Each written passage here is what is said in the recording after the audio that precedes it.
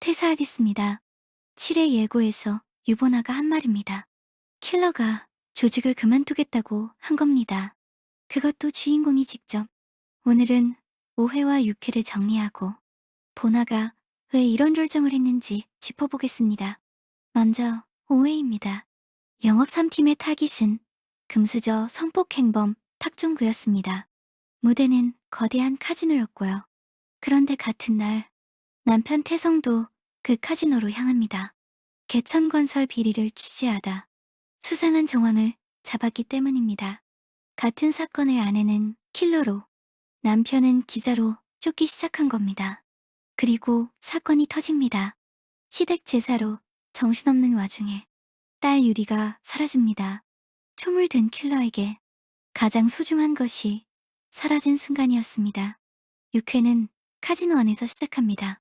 태성은 개천건설 천성길 회장을 쫓고 보나는 클라이언트 미팅을 가장해 타깃을 노립니다. 엘리베이터와 복도에서 부부가 마주칠 뻔한 순간이 연달아 옵니다. 보나는 남편을 알아봅니다. 그리고 정체를 숨기려 고군분투합니다.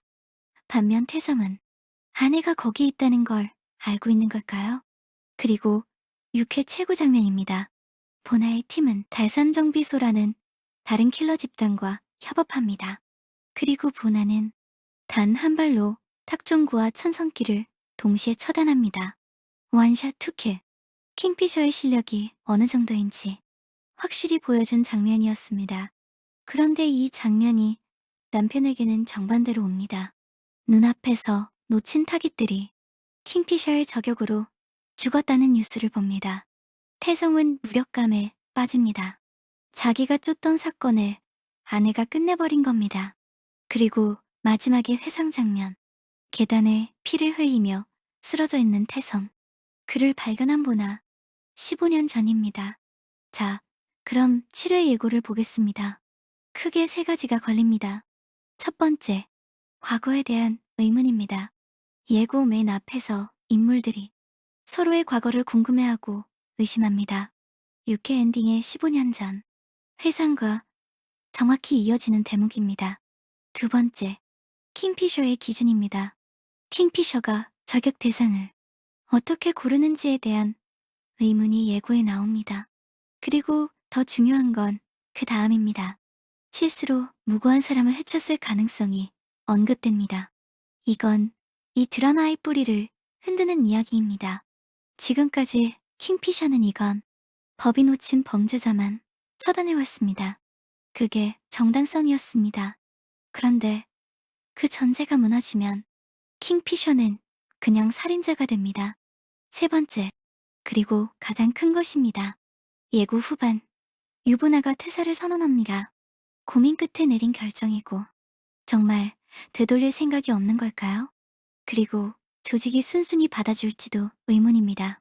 그럼 보나는 왜 그만두려 할까요? 세 가지로 봅니다. 첫째, 딸입니다. 5회에서 유리가 사라졌습니다. 집안 러시아 인형에는 도청 장치가 있었습니다. 일이 집까지 들어온 겁니다. 킬러 유보나가 아니라 엄마 유보나가 흔들린 거죠.